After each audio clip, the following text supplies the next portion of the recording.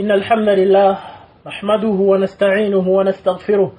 ونعوذ بالله من شرور أنفسنا ومن سيئات أعمالنا من يهده الله فلا مضل له ومن يضلل فلا هادي له وأشهد أن لا إله إلا الله وحده لا شريك له وأشهد أن محمدا عبده ورسوله ثم أما بعد أوصي نفسي وأنفسكم بتقوى الله تبارك وتعالى عباد الله أتنرز وجتبى الله سبحانه وتعالى تمسوا مليز وفيه تنزي وفي الله السوكس سنمي نبيكم نبي محمد صلى الله عليه وسلم yatuusa ebyo byonna yamulagira wekitiibwa Allah okutuusa buli kirungi kyonna nga kikusembeza eri Allah yakinnyonnyola sallallahu alayhi wasallama nawe kityo n'atwesambya buli kyonna Allah kyatayagala bi abi huwa wa ummi sallallahu alayhi wasallama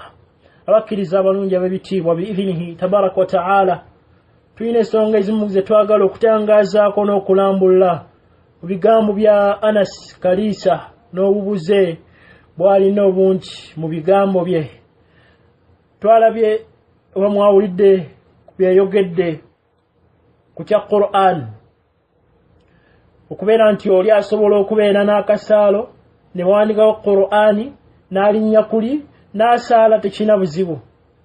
yenjogera gyayogera katutegeko ebigo binyi tubiwulire biidhinihi tabaraka wa ta'ala. Tugemedde mu kuwummulamu okwo tulina mwannyinaffe ayitibwa Jamida Enamasuba abuuza kikkirizibwa okusaalira ku musaalo ogulika essuula eguwandikiddwako ebigambo aya kikkirizibwa kikirize design tekibuzaabuza muntu asaala ekikubuzaabuza nekikutwaliriza ebirowoozo kakati olaba bano abasoma baimamu abatali bakufaatu balekako screen nga boolaba TV kakati essuula netandika okukola ki okuyitawo nga bwosoma busomi nga bwotunulako wali olidde kikirizibwa ate okukwata omusanvu nakyo kikkirizibwa olidde kakati bw'oba nga oli yagitona omusaala omuzikiti gw'emaddiini eyo waggulu alaba zabanga mpandiiki naga mwalimu ne buruda ozayo ekyaliyo webeera ku musaala tiz okay ene e Beijing eno mu Bachina balinayo omuzikiti baguwandikako Kurani namba kungulu ne munda China wazimbibwa omusajja ono ani bamuyitanga mingi empura mingi Ming dynasty noli gumaze emyaka 7 Kurani yonna kungulu nemunda bagiwandikako olidde kakati eyo issue umugalo omukyala akole ki asaale wewe ku byewuunyo by'emu nsi muno by the way of wonders of this world ebyewuunyisa bakurani namba nemba n'emyaka 7 emabega ddala civilization bwe gye baaliko abasiraamu so design owulira ebigambo ebyo ab'ebitiibwa olabira ddala nga Qur'ani bwebanga bwetyo bwegenda ofuuka tekyalina kifo kyebadde erina mu bifuba bya oba mu bifuba ebyabakkiriza kitiibwa kyebadde erina agambye talina buzibu kasaala otaddewo Qur'ani yawandikibbwako ssuula bawandiseeko ayati ez'enjawulo saalirako astaghfirullah saba Allah tabaraka wa ta'ala tusonyiwe embeera ezo olabira ddala eddiini olabira ddala enkola y'eddiini etakyalina mu kitiibwa kyonna ebigambo bya Allah tabaraka wa ta'ala ekitiibwa kyebadde birina mu bifuba by'abakkiriza naakulaga nti ekirina buzibu era tusobola okukugamba nti kasaalo wansi muwandiikeko musaalireko wandikako ssuulayo wandikako ayati ez'enjawulo osaale tolina buzibu عمر بن الخطاب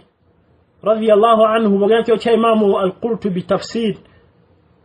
وفوليوم يسوكا لبابلا بير مويندا باتونيانغا نيو القرآن نبغام ببنانجي عظموا القرآن إمام القرطبي بيقول يبيلة تم التفسير عمر صحابي مننو يقوماني يقام تبنانجي القرآن مجوينغا نيو اجتيوا ibigambo bino bya bei byankizo Allah tabarak wa ta'ala yatukon tugamba nti law anzalna hadha alquran ala jabal la ra'aytahu khashi'an mutasaddian min khashyati Allah iba kusiwa ku lusozi nga kwekidde wabira benga lonna lumementuka n'obugonvu obw'amaanyi olw'okutya Allah tabarak wa ta'ala olw'ebizito by'ebigambo bino bya kitiibwa ne muddu baganti kakiruse n'ekiseera muteeke ku kasaalo osaalireko linnyoko osaale ajja kubakkiriza ne mu ngatto bambale ngatto designingako teeko Qur'ani oyambaye tekina buzibu byonna bajja kukola tekyalina kitiibwa kyerina fa imma bawange ekitiibwa Qur'ani bonna ne beegatta ku ekyo nti Qur'ani eweebwa nnyo ekitiibwa otola n'abamanyi ne bakuba kulannama ewali Qur'ani maaso nga Qur'ani zirawo n'olannama amanyi bakyewaza abantu tekikola Qur'ani ya kitiibwa toyinza gitunuza mu bigere byo onaga gituuzaako bigere byo tuuza okwo ng'amanyi bagambye kwegendereza gitunuzaamu bigere olanname Qur'ani ziri mu maaso awo Qur'ani eri mu maaso awo bal amanyi ne batuuka mugamba kitamwa okubeera nti Qur'ani ogibikkula ng'ogibikkuza malusu onkyagala bikola bapula lwekutte n'akwata ku malusu n'akona ku lulimi n'abeera nti abikkula kubeera bw'okuba kuwanda mu malusu ekyo tekikkirizibwa naye n'abeera ng'akutte ku malusu n'asangula katinyo okubeera nti olugalo luno lubisiwala abikkule Qur'ani amanyi bagamba kitamwa tokikola Qur'ani eno giwa ekitiibwa n'ebirala bingi tosobola yingira nayo mu kaabuyonjo okuggyako amanyi batuka mu mbeera enzibu ennyo ng'otidde egenda kubibwa n'ekitali ekyo tosobola giyingiza mu kifo kiri amanyi ne batulaga nti Qur'ani ya kitiibwa kati ye omuddu agamba nti tolina buzibu saala mu bigambo ebyo byenjagala okulambulako mu kakiripo ako kemuwulidde mulimu ekyokusoma ng'otunula ku Qur'ani ng'osaaza essala tugenda kukiwa obudde bwakyo biidhinihi tabaraka wa ta'ala mulimu ekyokudizayininga n'okuwunda emizikiti nakyo tugenda kubeera ntukikoonako biidhinihi tabaraka wa ta'ala nakyo tukyaliko gye kya Qur'ani eno okuba nti akulaga nti tulina buzibu mugiwandiike kasaalo kwosaalira ku misaalo kwosaalira owandiikeko osaale tekirina buzibu natulaga ne Qur'ani gye bawandiika ku mizikiti egy'enjawulo kyayina wa Imaamu Nawawi rahimahullah ani ekitabo kirungi nnyo At-Tibyani fi adabi hamalat al-Qur'an zimu ku mpisa z'abantu abakutte Qur'ani abenyeza Qur'ani ena abagikolerako naye alina ebigambo byeyogera rahimahullah bw'ogenda ku lupapula lwa 18 yagamba nti ajmaa al-muslimun ala wujubi siyanati al-mushaf wa ihtiramihi abamanyi bonna abasiraamu bonna bategeeza abamanyi ba ummeno bonna bakyegatteko nti kyatteeka okubeera nti okuuma Qur'ani tegendako bukyafu tegwa wali bukyafu n'okubeera nti ogiwa ekitiibwa ekyamanyiwa umma bonna bakyegatta kati kasaalo wano omwana wagenda okubanga gy'atambula oluusi abeere nti afuuyisa kasaalo kano ng'otugamba nti wandike Qur'ani tekina buzibu ewagenda okuyiika obukyafu ewagenda okuyiika Qur'ani ebeere nti ewandiikibwa kasaalo oko ntegeera kyeyo Al-Qadhi Iyadh rahimahullah bw'ogenda mu kitabo kye bayita al-adabu shar'iyya mujalladi gwa 2 volume ya 2 papula 393 yagamba rahimahullah Al-Qadhi Iyadh yagamba nti man istakhaffa bil-Qur'ani aw bil-mushaf aw bi shay'in minhu fahuwa kafirun بإجماع المسلمين ينكك القرآن نسدنا ليايو أو بشيء منه أبا ekimu kuyo neba ayemu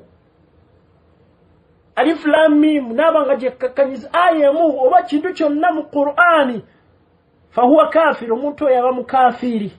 biijma'i almuslimin abasilamu bonna kyebegatta kamanyi bwe umma kyategeeza bonna ekyo bakyegattako ti omuntu oyo mwana wattu abeera mukafiri aba avudde mu busilamu ebigambo bya Allah tabaraka wa ta'ala senga abika banne kukakkanya kyokwo bannange embeera kyeyo okotekuba kukakkanya okuba Qur'ani erinyibwako kasalo kosaira kwoteeka ebigere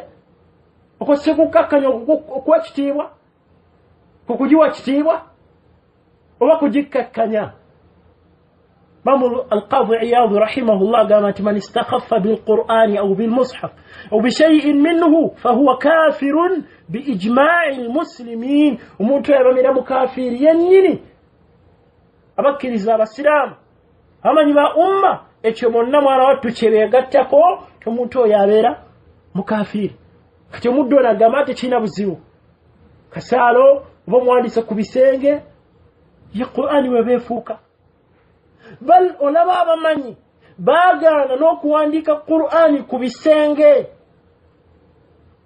Qur'ani baagaana giwandiika ku bisenge ne bana abantu bala abagiwandiika ku mamotoka n'embeera endala amanyi baakigaana olwate butya olaga nti giwandiika wansi babaagaana kino giwandiika waggulu lyagamba ate tolina buzibu bigambo bya Allah bino bikitiibwa kwe tutambuliza obulamu buno kyetunoonya kyetwebuuza tudde mu Qur'ani netugamba Qur'ani etugamba ki egamba ati Allah waffe tabaraka wa ta'ala atugamba tisina buzibu wandiika asaale talina buzibu Imam Malik rahimahullah bogena mukyo kibayita al-Madkhal ibn al-Hajj rahimahullah volume ya 215 babuuza suila al-Imam Malik عن المساجد babuuza ku mizikiti هل يكره أن يكتب في قبلتها بالصبغ مثل آية الكرس وقل هو الله أحد والمعوذتين ونحوها فقال أكره أن يكتب في قبلة المسجد شيء من القرآن والتزويق وقال إن ذلك يشغل المصلي وكذلك ينبغي له أن يغير ما أحدثوه من إلصاق العمد في جدران القبلة نبي لابنش بيلاقى إمام مالك رحمه الله نكين يقرمو ببامو بوزا كبيران تبا وانديكا ومزكي نوانديكا كبسينجي نغبا وانديكا كو آيات يزنجاولو نغا آيات الكرس قل هو الله أحد قل أعوذ برب الفلق قل أعوذ برب الناس نبا قامبه تيون chitama okubeera nti abantu bakikozesa n'okubeera nti bwe batu bwe bakola ne bawunda n'omuzikiti tugambye ensonga tujja gireeta mu kifo kyayo twogere kuwunda omuzikiti guno n'ensomesa y'obusiraamu n'ensomesa y'ekitwa Muhammad sallallahu alayhi wasallama n'endaba y'abasahaba naffe gye twagala baga okuwandiika kuno omuzikiti kugenda kulabankanya abasaaze kubanga Qur'ani amanyi bayongera ngo kikkaatiriza nti lam yanziruhu Allah subhanahu wa ta'ala من أجل أن يكون زينة للجدران الله سبحانه وتعالى تيجسا كبيرينغا كيكون بسينغ كيكون بسارو كيكون بفيبن جولو يكون موتوكا ديزاينينغا موتوكا نايوتي القرآن الله سبحانه وتعالى تيسا القرآن كبيران تيكولانغا ديزاين يجسا بيرينغا بمولامبو فوكو بتامبوليلا inembera zegolo kwebuzaako mu mbeera zo makabufumbo Qur'ani egambaki uli musuubuzi byamaguzi Qur'ani esomesa ki uli mu mbeera ki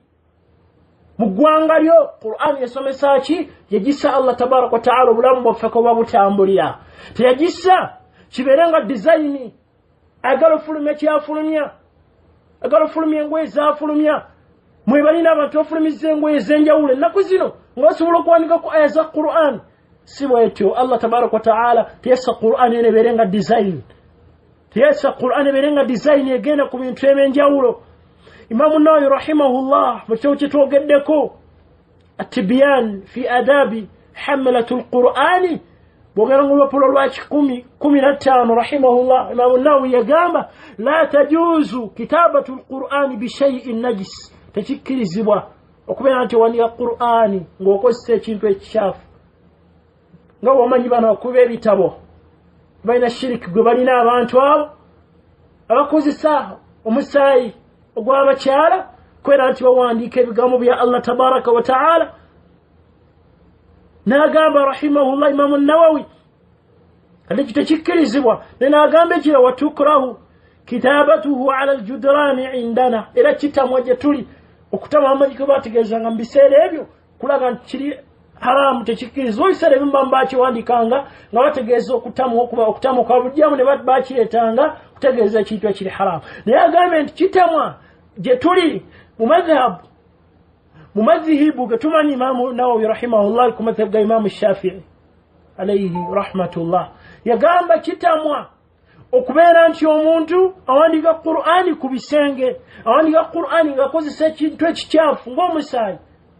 ogw'abakyala n'awandika Qur'ani Imaamu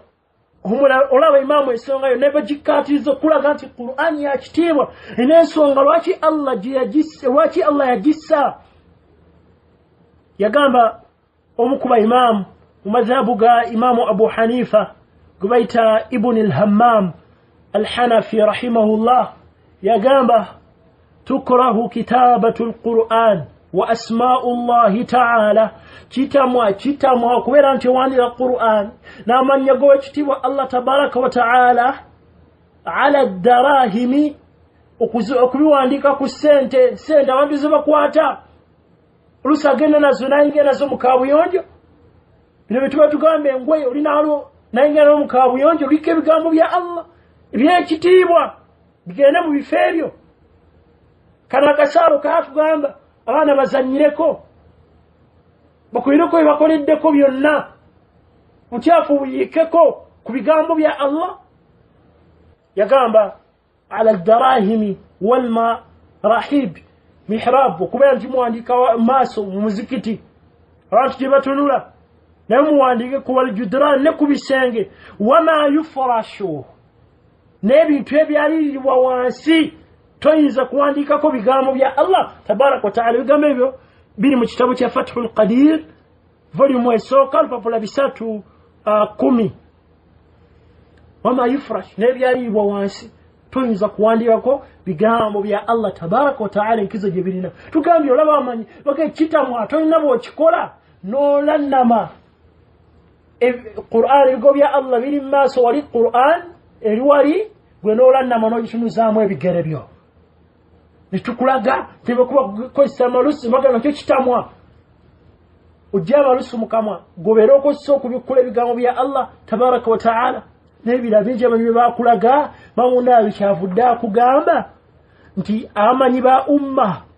bonna bakyegattako ala wujubi siyanati al-mushaf wa ihtiramihi okubeera nti Qur'ani ogikuuma ogisanze na wagendo gwe watali watuufu kyatteeka kikkakatako okubeera nti ogikuuma n'okugiwa ekitiibwa Umar kyeyagamba nti azzimu al-Qur'ani bannange Qur'ani mugiwe ekitiibwa Qur'ani mugiwe ekitiibwa mugyegendereze mugiwe ekitiibwa kyayo Sheikh Ibn Uthaymin rahimahullah mugibu ku misomo gye yalimu ng'asomesa abasiraamu mu lujjudde walikyo kye bakuŋŋaanya bakiyita liqaa'ul baabu al-maftuh yali asomesanga akuŋŋaanyiza abantu rahimahullah yabamubuuza ku nsonga eno y'okuwandiika aya za Qur'an n'ogiwandika ku bisenge mu mizikiti yagamba hadha tashawushu ala nnaasi kukyankalanya abantu wa amma kitabatu al-ayati ala al-judrani sawa'u fi al-masajid aw ghayriha fa innaha min al-bid'i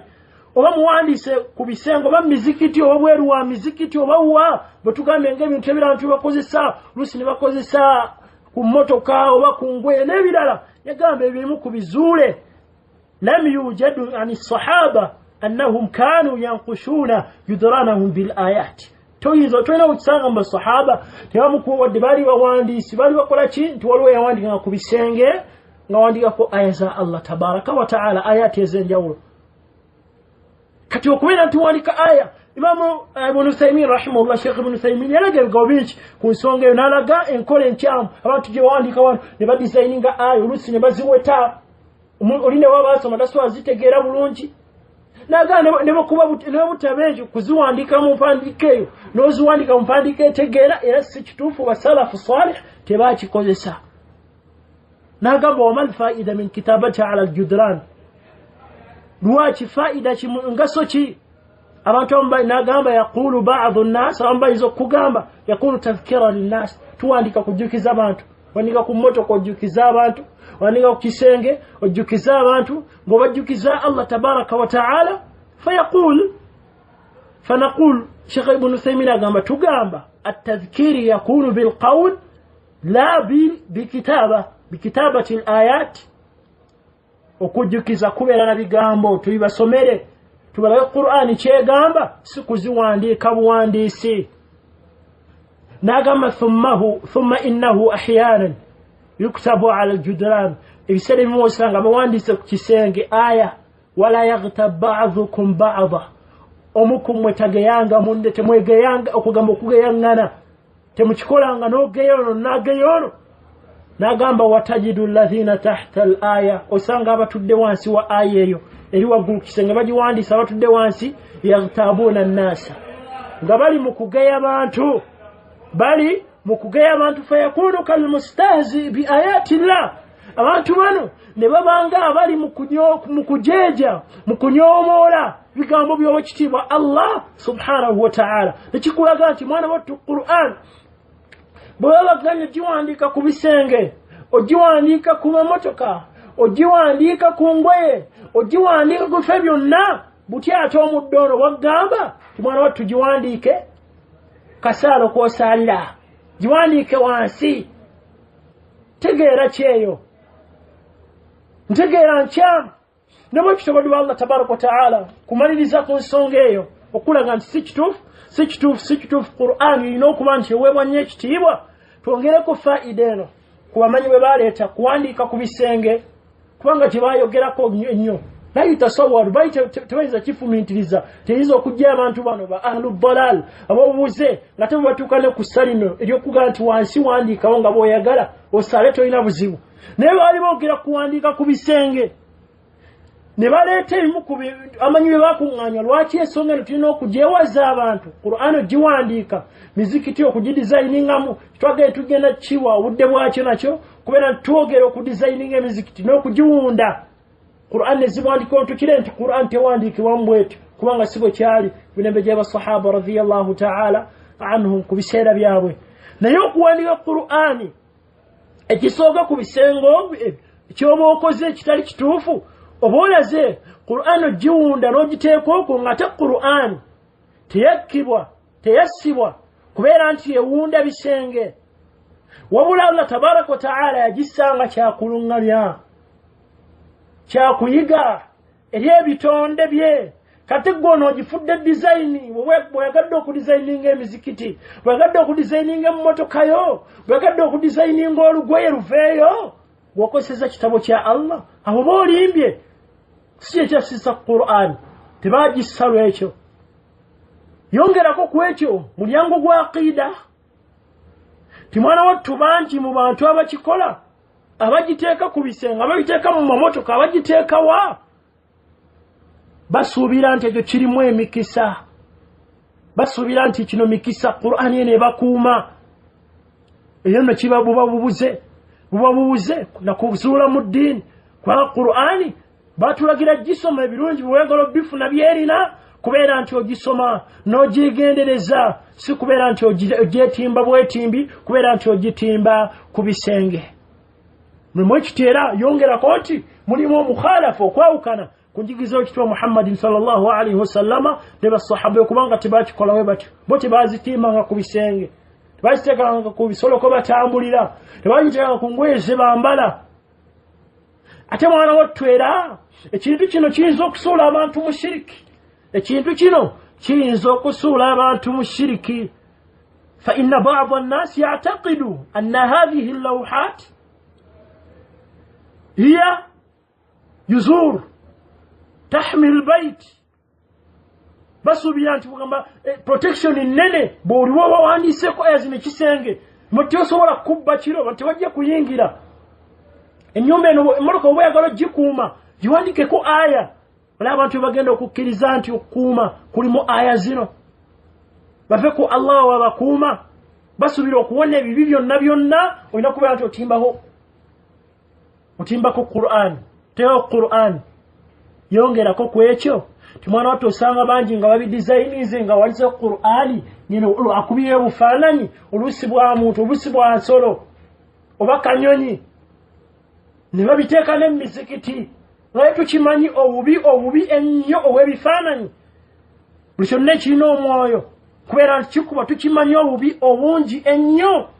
mu hadithi w'ekityo Muhammadin sallallahu alayhi wasallama ekumayira bumalizi hadithi ya sahabi omunene Abdullah ibn Mas'ud radiyallahu anhu hadithi entuufu mu Bukhari Muslim n'ebitabo ebirala Nabi sallallahu alayhi wasallama yagamba nti inna ashadda an-nasi 'adhaban 'inda Allahi yawm al-qiyamah al-musawwirun abantu abagenda okusinga okufuna ebibonerezo mu maaso ga Allah ku lunaku lw'enkomerero ng'ebibonerezo balina binene bibakubira ebifaananyi akubira ebifaananyi kikulaga nti lino zambi ddene lino ezambi mwana wattu lyetwalibwa nti mu biseera bino lya bulijjo tulaba nga kya bulijjo nnyo n'emizikiti ebifaananyi bireetebwa naye nga kinene kati ne bano abakuba bino ne badesigninga basanga olusi bataddeko ebifaananyi eby'ebintu bino tulina okukimanya abaddu ba Allah nti ennyumba zino mizikiti nyumba za Allah tabaraka wa ta'ala za kitiibwa nnyo zazimbibwa okubeera nti erinnya lya Allah lyali situlibwamu teriyinza kujja mu bino fi buyutin adhina Allahu an turfa wa yudhkara fiha ismuhu yusabbihu lahu fiha bilghuduwi wal asal rijal kutendezebwamu kubeera nga Allah tumutendereza mu bifo bino kati baddu wa Allah tabaraka wa ta'ala tuddeyo okubeera ntwanukula okugamba nti bubuze bwennyini obwo si nsomesa ya Busiraamu kukakkanya Qur'ani okugamba nti ewandiikiwe wansi kataalo osaalireko tujja kukkiriza buli omwe we baagala buli bwamwegende ng'ewandiikibwa wula Qur'ani ya kitiibwa tulina oggiwa ekitiibwa nga Umar bwe yagamba ebigambo bye tuwulidde Imaamu al-Qurtubi munna tafsiri bye yaleeta rahimahullah Umar radiyallahu anhu yagamba nti azzimu al-Qur'an Qur'ani mugiwe ekitiibwa Imaamu Nawawi n'atugamba nti abakkiriza bonna ajma'a al-muslimuuna ala wujubi siyanati al-mushaf wa ihtiramihi kyateeka Qur'ani okubeera nti ogiwe ekitiibwa ogikuuma bulungi ogiwe ekitiibwa ogigulumiza ebigambo biri mu kitabo ekirungi oba okyambisiza okwongera okugaziwa otegeera ebimu ku byenkizo bya Qur'an n'engeri gy'olina ogiyisaamu kitabo ekyo kirungi ekya Imaamu Nawawi at-Tibyan fi adabi hamalati al-Qur'ani kitabo kirungi kubeera nti omukkiriza okisoma olabe ebirungi Qur'ani bw'olina okudiringa nayo bw'olina okweyisa nayo bw'olina okugitwala n'ekitiibwa kyeyina okuba nakyo gy'oli ye al-Qadi Iyadi rahimahullah mu kitabo al-adabu shar'iyya yagamba nti man istakhaffa bil-Qur'ani yenna akkakkanya Qur'ani tulabye onagamba nti girinnyeko tolina buzibu saalirako okweri olinnye tolina buzibu deyo design la ilaha illallah Qur'ani yasibwa ebeere ku bukeeka nga design ebeere ku busaalo nga design wansi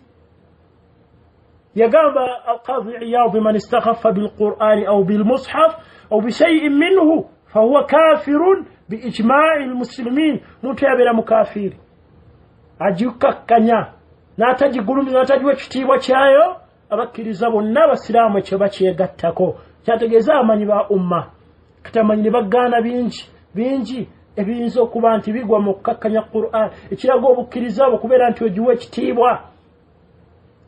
waman yu'azzimu sha'aira Allah fa innaha min taqwa al-qulub ekiraga okutya Allah kulaga nti omutima ogutya Allah kwe kubeera nti owa ekitiibwa ebintu ebyenkizo bya Allah tewali abuusabuusa mubakkiriza nti Qur'ani yankizo yabbeeyi yankizo mu ddiini yaffe eno n'ekitiibwa ky'amaanyi kyekyamagero ekisinga byamagero bya Nabbi sallallahu alayhi wasallam yajja nabyo tewali asobola kuleeta kifaanana nga yo n'ebirala ebirungi byerina ebingi ennyo Allah kuba nti yagikuuma nti inna nahnu nazzalna dhikra wa inna lahu lahafidhun ebirungi ebirala bingi byerina tetuyinza kukkiriza gamba nti ayene enkola tolina buzibu mukola obusaala mu bufulumye na Qur'ani kweri ewandiikibwa okumwanisako essuula bulinnyeko bulinnyi musaale tolina buzibu abaddu Allah tabaraka wa ta'ala ebitiibwa musonga eyo tulina ensonga nagitwagalira okudda okwawulambula kweyo kyakonyeeko okuba nti osoma Qur'ani ng'ogitunulamu ng'oli mu kusaaza essala ey'etteeka tugenda okuba ntitulambulirako then n'okwogera kuwunda emizikiti n'ogiwunda ne gubeera nti kugamba efaana yago yanjawulo nnyo nakyo tugenda kubeera nti tukikoonaka kubanga ayogedde ku hadithi eyo naziraga biidhinihi tabaraka wa ta'ala barakallahu fikum wa jazakumullahu خيرا وفقكم الله تبارك وتعالى لما يحبه ويرضاه والحمد لله رب العالمين